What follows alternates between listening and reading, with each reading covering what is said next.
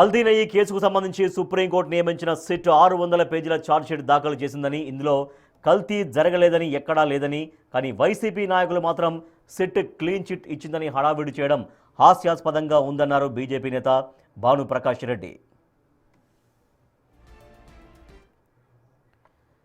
మదనపల్లిలో మీడియా సమావేశంలో ఈ వ్యాఖ్యలు చేశారు భానుప్రకాష్ రెడ్డి. 2019 నుంచి 2024 వరకు రాష్ట్రంలో హిందూ వ్యతిరేక పాలన సాగిందని మండిపడ్డారు. సిట్ నివేదికలోని వాస్తవాల్ని పక్కన పెట్టి వైసీపీ తప్పుడు ప్రచారం చేస్తోందని విమర్శించారు.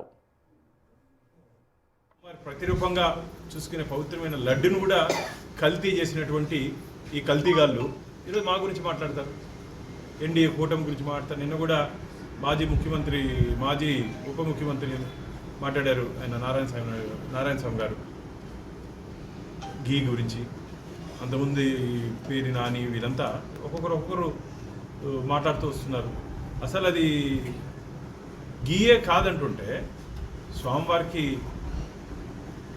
లడ్డు ప్రసాదంలో వాడినటువంటి ఆవు నెయ్యి వాడాలని చెప్పి మాకు శాస్త్రాలు చెప్తున్నాయి.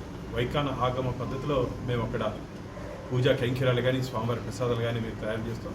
అసలు అది గీయే కాదని చెప్పి 600 పేజీల ఛార్జ్షీట్ వస్తే దాని మీద కూడా ఇంకా మాట్లాడతారు వీళ్ళు. సార్ భగవంతుడి గురించి మాట్లాడుతూ అంటే వీళ్ళు దెయ్యాలు వేదాలు వల్లించినట్టుంది. వారి హయాంలో పవిత్ర దేవాలయాలు ఉన్నటువంటి విగ్రహాలు చెవి ముక్కు నరికివేయడం జరిగింది. చేయి నరికితే ఏం పోతుందిలే అని చెప్పి మాజీ మంత్రి నాని మాట్లాడతాడు. పవిత్ర రథాలు దగ్ధమైపోయాయి, అదేదో పిచ్చోడు చేశారంటారు.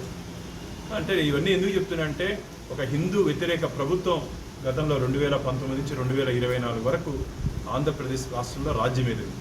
హిందూ వ్యతిరేక ముఖ్యమంత్రి ఆంధ్రప్రదేశ్ రాష్ట్రంలో హిందూ వ్యతిరేక విధానాలు అవలంబిస్తూ ఉద్దేశపూర్వకంగా హిందువుల మనోభావాలు కించపరిచే విధంగా, బాధపడే విధంగా వారు వివరించారు. పరకామినిలో చోరీ జరిగితే అది ముఖ్యమంత్రి చిన్న చోరీ అంట. బుద్ధుందా అని అడుగుతున్నారు శ్రీవారి భక్తులు. బుద్ధుందా జగన్ నీకు అని అడుగుతున్నారు. ఇదే యేసు దగ్గర జరుగుంటే ఈ విధంగా నువ్వు వ్యవహార శైలి ఉండేదా?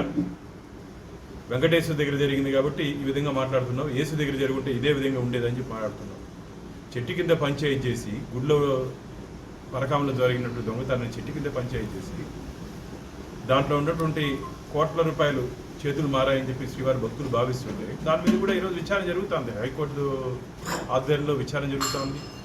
ఇవన్నీ ఒక పక్క జరుగుతూ ఉంటే రోజు ఎన్డీఏ కూటమి మీద, ఎందుకంటే రాజకీయంగా మమ్మల్ని ఎదుర్కొనే ధైర్యం లేక, రాజకీయంగా ఎన్డీఏ కూటమిని ఎదుర్కొనే ధైర్యం లేక సున్నితమైనటువంటి అంశాలు, దేవాలయాలకు సంబంధించిన అంశాల మీద, ముఖ్యంగా తిరుమల తిరుపతి దేవస్థానాన్ని టార్గెట్ తిరుమలతో ఈరోజు